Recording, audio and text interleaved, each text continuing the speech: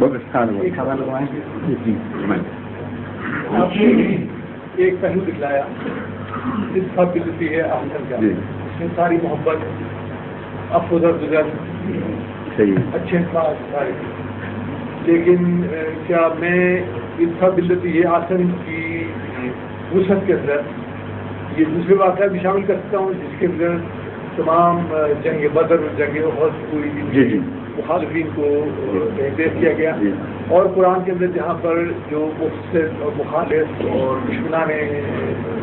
ان کو داخل کر سکتے ہیں تو دن بعد ازالے کا زمین میں کرتا ہوں ان سب کو آپ داخل کر سکتے ہیں،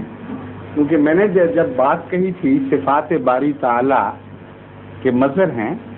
تو ایک بات پر میں نے زور دیا تھا کہ متوازن مظہر ہے اور کمال توازن پایا جاتا ہے۔ اگر اللہ تعالیٰ صرف رحمان ہو تو پھر ایسا بندے سے کبھی بھی کسی موقع پر بھی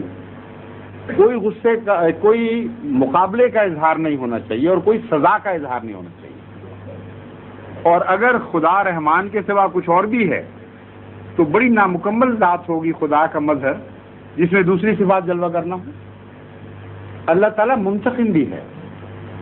اور اللہ تعالیٰ کے انتقام میں جذباتی غصہ شامل نہیں ہے، بلکہ کیلکولیٹڈ ایک سزا کا نظام ہے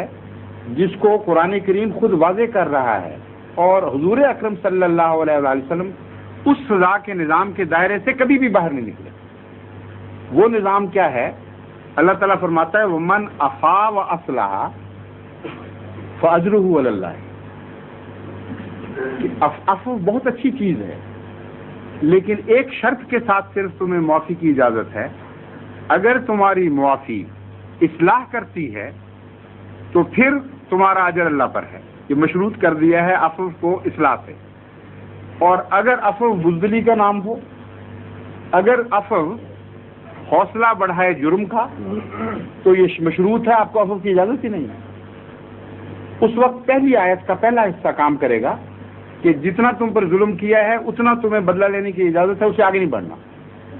تو حضرت اقدس محمد مصطفیٰ صلی اللہ علیہ وآلہ وسلم کی ساری زندگی اس دائرے کے اندر محدود رہی ہے، ایک دفعہ بھی آپ نے ان حدود سے تجاوز نہیں کیا۔ اور جیسا کہ قرآن کریم فرماتا ہے رحمتی وسعت کل شیء، ان جنگوں میں بھی، ان لڑائیوں کے وقت بھی آپ کی رحمت غالب ہی رہی ہے۔ مثلا آپ نے جنگ بدر کا حوالہ دیا ہے نا، جنگ بدر میں آپ کے صحابہ کی تعداد 313 تھی، جن میں لولے بھی تھے، لنگڑے ایسے بھی تھے جن کے پاس ٹوٹی ہوئی تلواریں تھیں، لکڑی کی تلواریں بھی تھیں۔ اتنا لباس تھا غربت کا کہ بعضوں کو شہادت کے بعد جب اپنے کپڑے میں ڈھانپنے کی کوشش کی گئی،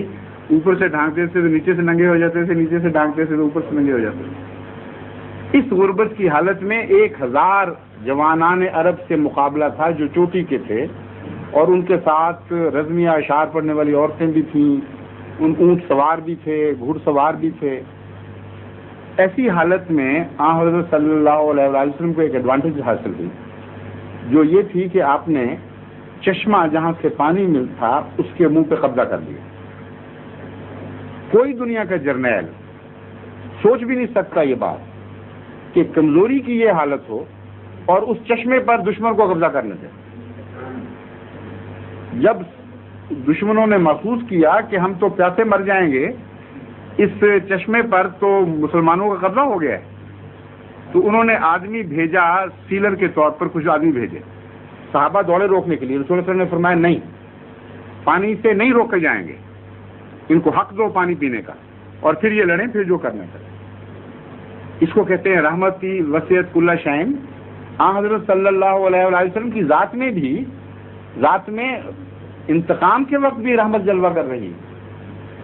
یہ تو بڑا لمبا مضمون ہے،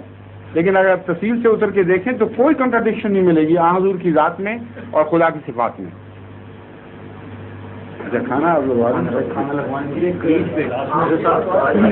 ظہور مہدی آخر زمان ہے،